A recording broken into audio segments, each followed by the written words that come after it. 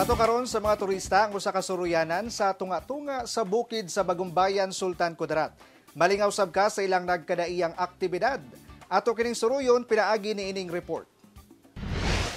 Sa ibabaw nining bukid sa Barangay Titulok, Bagumbayan sa Sultan Kudarat, makita ang kaanindot sa overlooking view sa lungsod gikan dinhi sa taas nga bahin niining Agri Eco Adventure Park.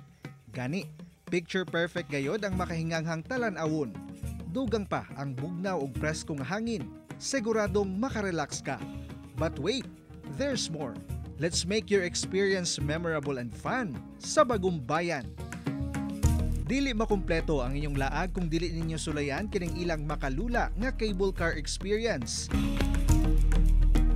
ug lingaw nga ATV rides.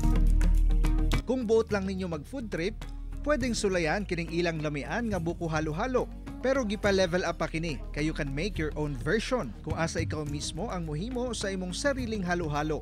Tara, ato nang sugdan ang pagbutang nining mga sagol sama sa sweetened pinya, gulaman, beans, minatamis nga saging, mango float ug uban pa. After nato mabutang ang mga sagol, siguradong maglaway ka sa resulta. Perfect buko halo-halo overload.